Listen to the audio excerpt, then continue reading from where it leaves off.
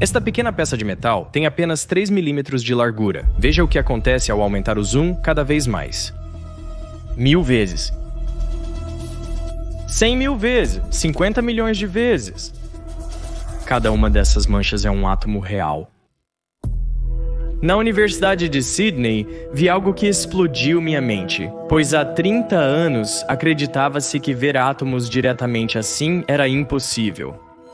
As salas que você vai ver aqui são talvez os mais protegidos no campus, ou até mesmo em toda Sydney, eu diria, e talvez também os mais caros. Isso é incrível! Então por que é tão difícil ver átomos? Não é possível ver átomos com luz visível? Isso ocorre porque, enquanto a luz tem comprimentos de onda entre 380 e 750 nanômetros, um átomo ainda é mais de 3.000 vezes menor, apenas 0,1 nanômetro. Se o comprimento de onda da luz for muito maior do que o objeto que você tenta ver, a luz vai difratar ou contorná-lo, impossibilitando a sua visualização. Portanto, para ver átomos, é necessário algo com um comprimento de onda extremamente menor. O melhor candidato nem é a luz. São os elétrons. Em 1924, um físico francês chamado Louis de Broglie descobriu que tudo era meio ondulatório. Não apenas luz, mas matéria também. Átomos, moléculas, até você mesmo tem um comprimento de onda. A fórmula para esse comprimento de onda é a constante de Planck dividida pelo momentum do objeto, que é massa vezes velocidade. Aqui, você vê a coluna do microscópio, onde aceleramos 300 kV para baixo. 300 kV desses elétrons? Sim. Então eles são partículas relativísticas. Quão rápido eles estão se movendo? 99% da velocidade da luz. Por volta dos 80. 80%? Sim. Então qual seria o comprimento de onda deles? O comprimento de onda é a constante de Planck sobre o momento, certo? Então, se calcularmos isso, chegaremos a cerca de 2 a 3 picômetros. Uau! Sim. Isso é mais de 100 mil vezes menor que a luz visível. Então, teoricamente, temos 100 mil vezes mais resolução. Logo após a descoberta de de Broglie, cientistas alemães começaram a desenvolver um microscópio que usaria elétrons de alta velocidade. O problema é que não se pode desviar elétrons usando lentes de vidro. Então, como você os focaliza? Hans Busch, físico alemão, sugeriu que uma lente eletromagnética seria a solução. Ele publicou seus resultados em 1926, mas nunca chegou a construir um. Por sorte, uma cópia de seu trabalho chegou às mãos de Ernst Ruska, um jovem e entusiasmado doutorando. Ruska construiu seu primeiro protótipo enrolando um fio com ferro, deixando uma lacuna no meio. Quando uma corrente passou pela bobina, induziu um campo magnético em forma de rosquinha através do metal e pela lacuna. Essa era a lente dele. Para testá-lo, Ruska primeiro ferveu elétrons de um filamento de tungstênio, igual ao de uma lâmpada incandescente. Ele acelerou os elétrons livres por um ânodo positivo até sua lente eletromagnética. Quando um elétron se aproxima da lente, o campo magnético o atrai. Portanto, se um elétron se move no eixo Y e os campos magnéticos estão no eixo X, a força de Lorentz o empurra no eixo Z. Conforme o elétron se move, encontra linhas de campo magnético ao longo da rosquinha, que direcionam seu movimento em um círculo. Esse movimento circular faz a força de Lorentz empurrar o elétron para dentro, fazendo-o espiralar ao centro da lente. Agora, se você traçar o caminho de todo o feixe de elétrons, verá que todos são direcionados para o centro, focando o feixe. Em 1931, Ruska e seu colega Max Knoll usaram esse design para construir o primeiro microscópio eletrônico funcional. Era bastante básico, feito de latão rudemente parafusado. Mas funcionava. A imagem era criada quando o feixe de elétrons focado atingia uma amostra no ponto focal. A amostra precisava ser incrivelmente fina, com cerca de 100 nanômetros de espessura. Mais elétrons atravessariam as partes finas da amostra do que as grossas, gerando uma impressão eletrônica da mesma. Depois, uma segunda lente eletromagnética ampliava essa impressão para um detector fluorescente, produzindo a imagem final. Isso era conhecido como microscópio eletrônico de transmissão, ou MET. As primeiras versões do microscópio ampliavam pouco. Na verdade, nem era melhor que um microscópio óptico. mas Ruska estava determinado. Nos anos seguintes, ele experimentou adicionar mais lentes ao microscópio para criar imagens cada vez maiores. Em meados dos anos 30, Ruska já havia ultrapassado a ampliação de 10.000 vezes com o MET. Ele permitia observar insetos, bactérias e até vírus num nível muito superior ao do microscópio óptico. Mas, justo quando o MET de Heska estava decolando, um físico alemão chamado Otto Scherzer publicou um artigo afirmando que o microscópio estava prestes a se deparar com um problema. Havia uma falha na lente eletromagnética, ele escreveu, que era completamente inevitável. Para que um elétron chegue ao foco da lente, ele precisa ser desviado por uma quantidade específica. Se você simplificar sua trajetória, pode definir esse desvio ideal com este ângulo θ. Este ângulo depende da distância horizontal do elétron em relação ao eixo óptico e de quão longe o foco está no eixo, também conhecido como distância focal. Quanto menor a distância focal, maior a ampliação. Se você representar esse ângulo em função da distância ao eixo óptico, verá que ele é aproximadamente linear. O problema é que o campo magnético não escala linearmente. É muito mais forte perto das bordas do ímã. Então, se você traçar a curva para o desvio real dos elétrons, verá que o campo magnético desvia demais os elétrons mais para fora. Seus ângulos são maiores que o ideal, então focam antes dos raios centrais. E como resultado, o foco é espalhado ao longo do eixo óptico, em vez de estar contido em um único ponto. O desfoque começa nas bordas da imagem, mas piora quanto maior a ampliação.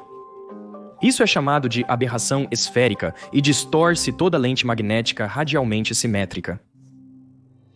Na verdade, não afeta apenas as lentes magnéticas.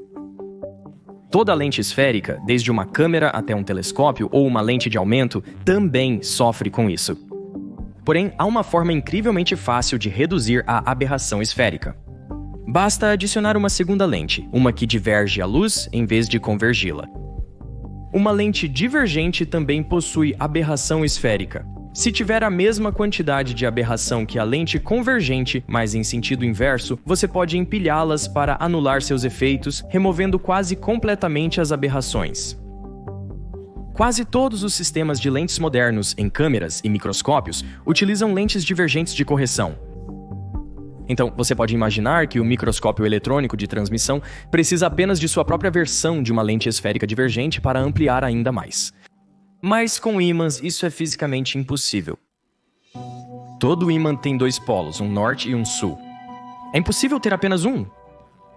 Mesmo se você dividir um ímã ao meio, ele cria dois ímãs menores, ambos com um norte e um sul. Todas as linhas de campo magnético começam em um polo e terminam no outro, formando um ciclo fechado. É um resultado direto da segunda equação de Maxwell, porque o campo que você cria tem linhas que começam e terminam no mesmo ímã. Então, os elétrons sempre atravessarão duas linhas. A primeira vez que passa pela força de Lorentz é levado ao movimento em espiral. Na segunda vez, a partir desse movimento em espiral com uma direção ligeiramente diferente, é empurrado em direção ao eixo. É por isso que todas as lentes eletromagnéticas por padrão convergirão o feixe e nunca o divergirão. Mesmo que você dispare elétrons do outro lado da lente, eles ainda serão focalizados. O artigo de Otto Scherzer em 1936 provou isso, interrompendo o progresso do MET. É impossível produzir uma lente magnética radialmente simétrica que diverge. Isso foi um grande obstáculo para o desenvolvimento da microscopia eletrônica, pois as pessoas perceberam que podiam acelerar os elétrons o quanto quisessem. A presença da aberração esférica sempre estará no caminho. Devido a esse obstáculo, os avanços na resolução do microscópio reduziram consideravelmente. Por volta de 1955, outro microscópio venceu o MET na corrida e tirou a primeira imagem geralmente aceita de átomos. O microscópio de íons de campo funcionava atirando átomos de hélio ou neônio em uma ponta de agulha atomicamente afiada.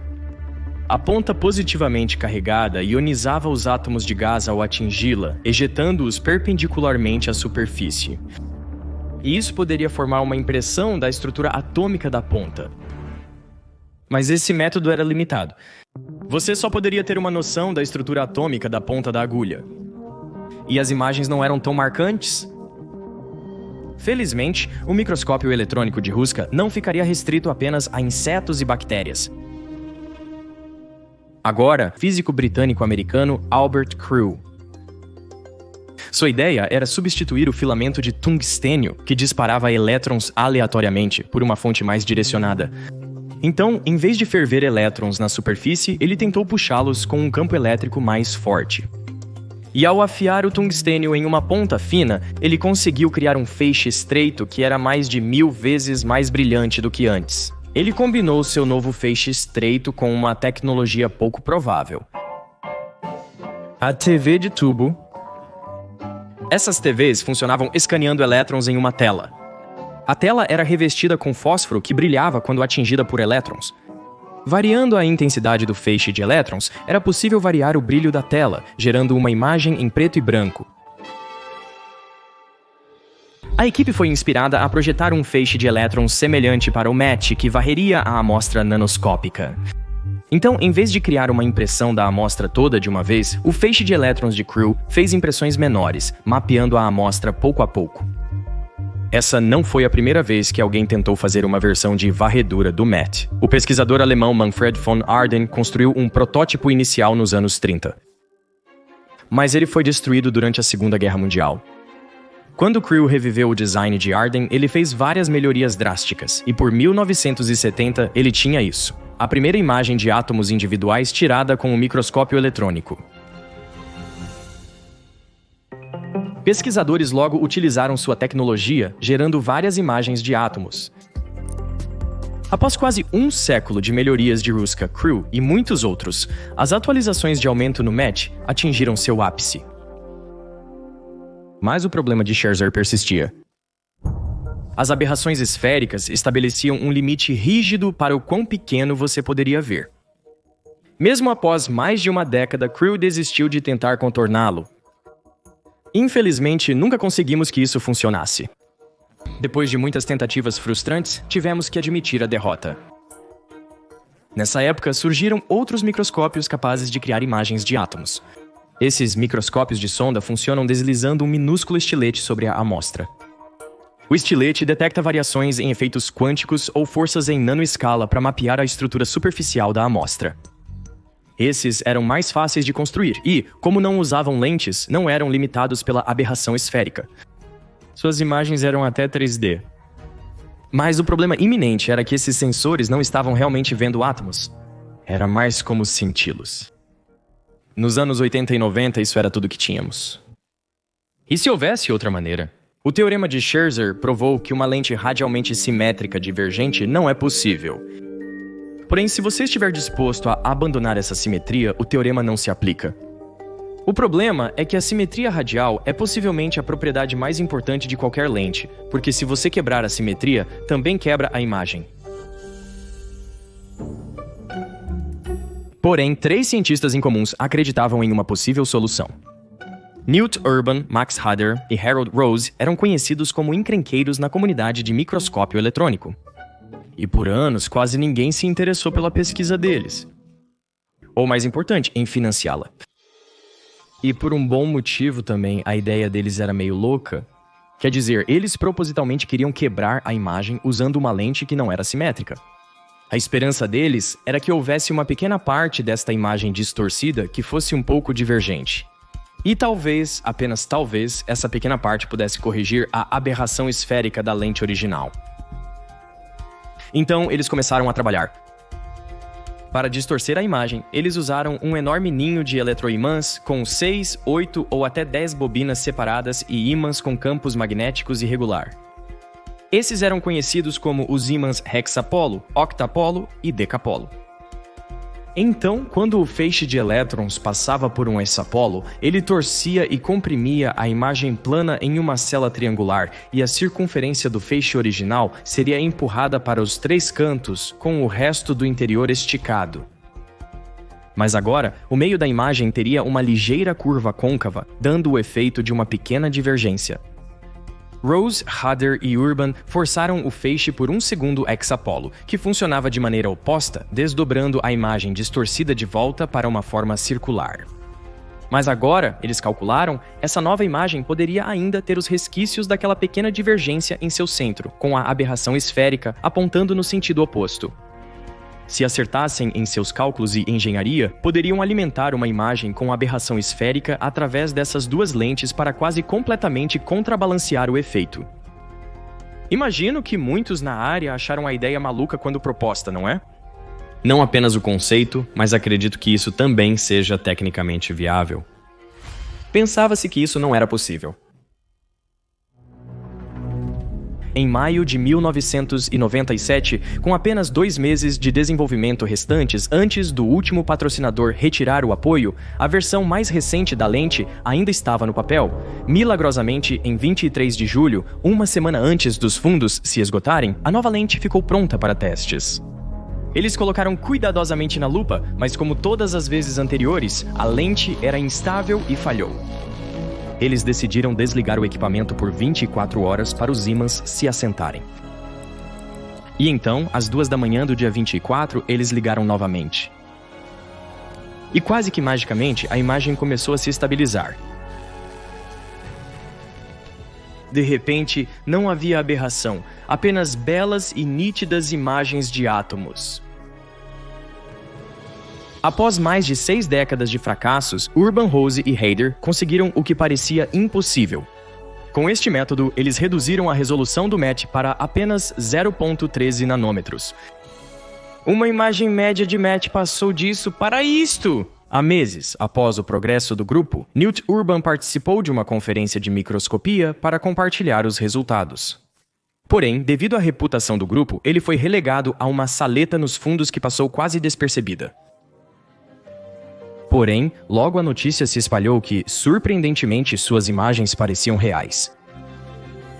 Então, uma multidão de espectadores se formou. Pessoas se alinhavam do lado de fora para ver de relance suas imagens incrivelmente nítidas.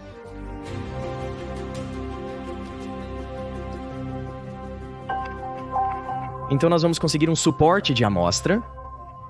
Sim, agora nós tiramos um suporte de amostra. Colocamos isso sob o microscópio. Então a amostra em si é uma pequena lâmina que você não consegue ver sem o microscópio óptico. Sim, dê uma olhada nisso. Lindo! Sobre o B há um espinho. Sim! E bem no topo disso, do lado esquerdo, parece um pouco de poeira. Essa é a nossa amostra real.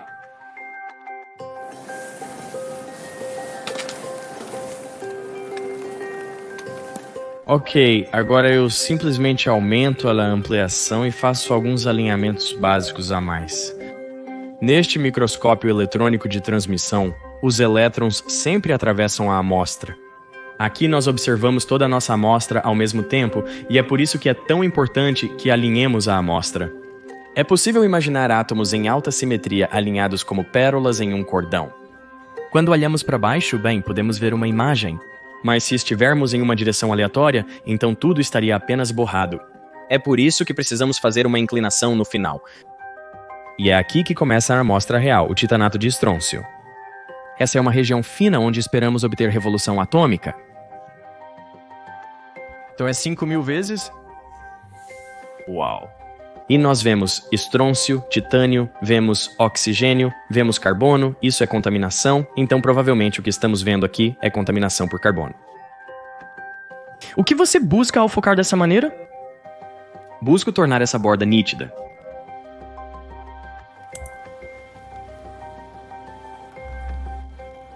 Vejo átomos. O quê? Assim mesmo, isso é demais. Pouco depois do grupo ter corrigido com sucesso as aberrações no microscópio eletrônico de transmissão, Andrei Krivonik alcançou independentemente o mesmo para a versão do microscópio de Krill, o MET de varredura. E em 2020, todos os 4 foram premiados com o prestigioso prêmio Kavli em nanociência por conseguirem o que muitos outros achavam impossível. Através de sua persistência e engenhosidade, ver átomos assim é normal agora. Qual é a diferença que a correção de aberrações faz? Se você quer ver átomos, e se você quiser, por exemplo, medir distâncias interatômicas, e se você quer aprender que tipo de átomos você tem, você precisa de correção de aberrações. Qualquer pesquisa que seja ciência dos materiais, engenharia de materiais, engenharia química, você precisa ver o que está acontecendo ao nível atômico porque você quer relacionar as propriedades à estrutura.